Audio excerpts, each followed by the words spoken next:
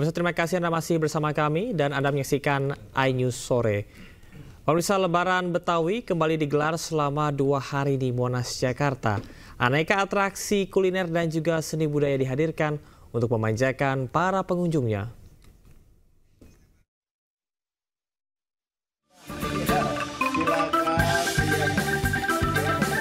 Seserahan ini bukanlah rangkaian adat lamaran atau pernikahan seseorang. Namun ini merupakan acara rangkaian pembuka Lebaran Betawi yang kembali digelar di kawasan Monas, Jakarta. Lebaran Betawi 2025 dipusatkan di sisi selatan dan tenggara kawasan Monas. Tema yang diusung pada Lebaran Betawi tahun ini adalah menyongsong 5 abad Jakarta dengan semangat mempererat kearifan lokal masyarakat Betawi. Acara warga Jakarta ini tentunya dibuka oleh Gubernur Jakarta Pramono Anung. Ini kita mengadakan acara Lebaran Betawi dan saya melihat acara terselenggara dengan baik, meriah, hadir seluruh komponen dan juga tokoh-tokoh utama yang ada di Betawi ini. Saya memberikan apresiasi dan selamat, dan secara khusus saya juga meminta acara-acara seperti ini tidak hanya dilakukan pada level provinsi, kalau bisa di kota dan kabupaten yang ada di 5 kota dan 1 kabupaten Pulau Seribu. Antaranya kalau di sini dari wali kota dan bupati, kalau di tingkat kota nanti kita buat lebih semarak melibatkan camat dan lurah supaya budaya Betawi itu terjaga sampai dengan di bawah. Warga Jakarta pun antusias dengan hiburan dan stand-stand yang sudah disiapkan pemerintah dari ajang Lebaran Betawi tahun ini. Sangat senang sekali sih ya, jadi adanya Lebaran ini kita jadi bisa berkumpul. Jadi buat orang Betawi yang mati obor nih gitu, jadi nyatu lagi karena ada acara ini gitu.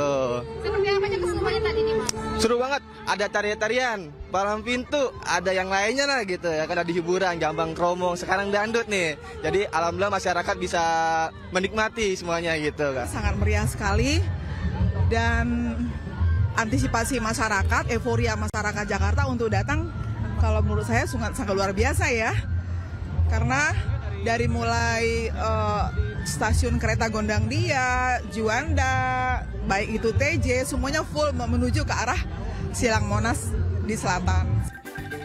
Beragam kegiatan mewarnai Lebaran Betawi 2025. Di antaranya Lenong Betawi, Tanjidor, tari tradisional Betawi, atraksi silat, pameran sejarah Jakarta hingga festival kuliner khas Betawi. Selain menikmati rangkaian acara, pengunjung juga disuguhkan makanan khas Betawi secara gratis.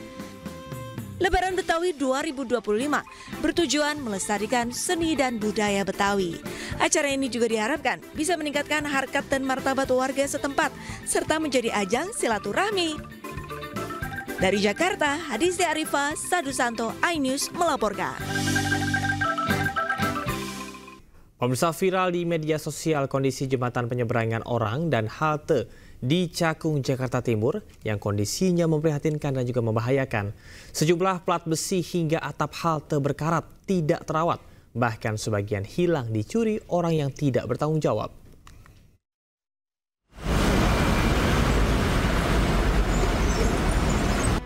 Viral di media sosial, jembatan penyeberangan orang dan halte di kawasan Tipar, Cakung, Jakarta Timur rusak terbengkalai. Sejumlah plat lantai besi hingga atap halte berkarat tidak terawat dan hilang diduga telah dicuri orang tak bertanggung jawab. Meski telah dipasang garis larangan melintas, sejumlah pejalan kaki tetap menyeberang menggunakan jembatan. Warga mengaku enggan menggunakan zebra cross karena rawan kecelakaan.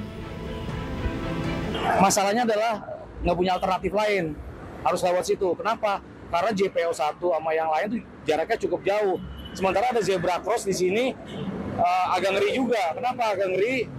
Truk-truk banyak banget yang ngebut lewat sini, Mas. Jadi saya harus lewat JPO juga walaupun melipir-melipir gitu.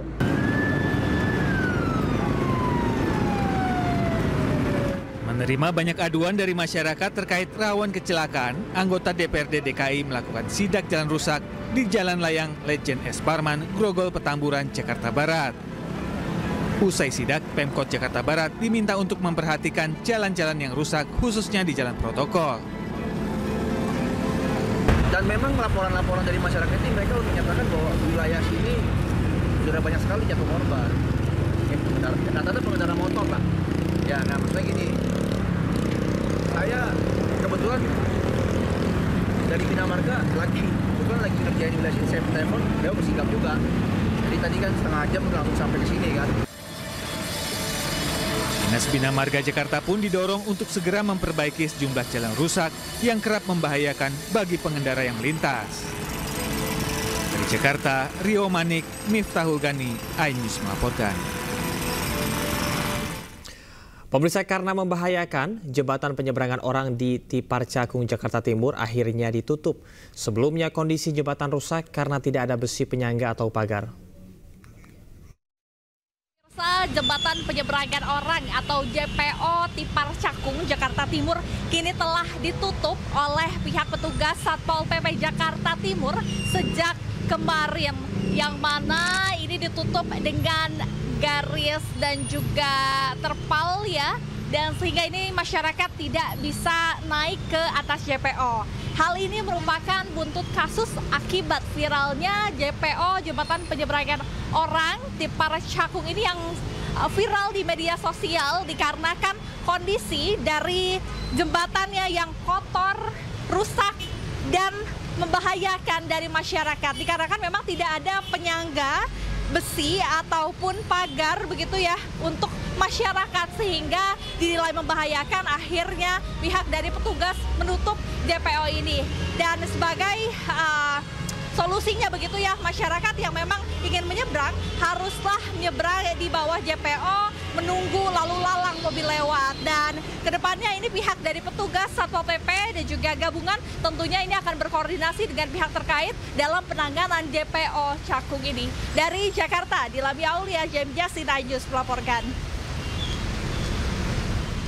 Pemirsa, mantan Menteri Kelautan dan Perikanan Susi Pujiastuti kembali menyuarakan kepeduliannya terhadap kondisi lingkungan, khususnya laut dan juga pantai Pangandaran, Jawa Barat. Lewat unggahan emosional, ia menyoroti tumpukan sampah yang mencemari pantai saat mau mengajak anak-anak berenang di hari libur sekolah. Dan pemirsa, usai sudah kebersamaan kita di iNews Sore. Dan informasi tadi sekaligus menutup jumpa kita di iNews Sore hari ini. Temukan informasi-informasi terbaru lainnya di www.inews.id. Cuplikan tayangan berita iNews dapat pula Anda saksikan di kanal YouTube @official iNews. Dan jangan lupa saksikan iNewsroom sesaat lagi bersama rekan saya Diandra Mugni. Saya Camar Hena, terima kasih. Sampai jumpa.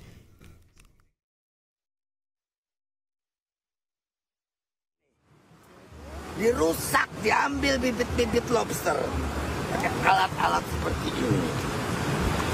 Manusia itu kenapa merusak?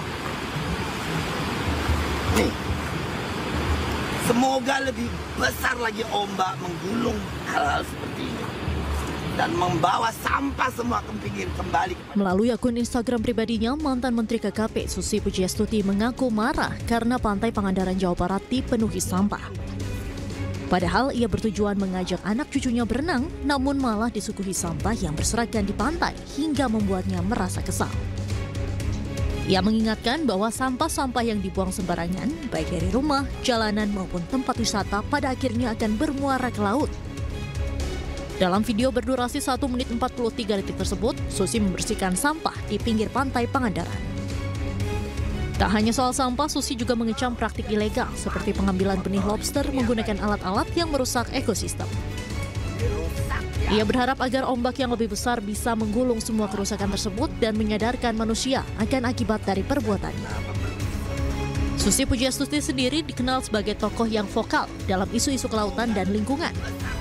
Seruannya kali ini kembali menjadi pengingat keras akan pentingnya menjaga laut sebagai sumber kehidupan dan warisan bagi generasi mendatang.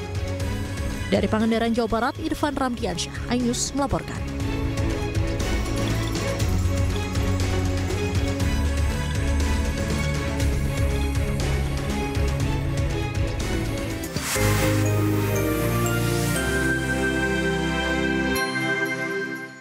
Pas aku coba Le Mineral, segernya beda. Benar, karena Le Mineral sumbernya dari pegunungan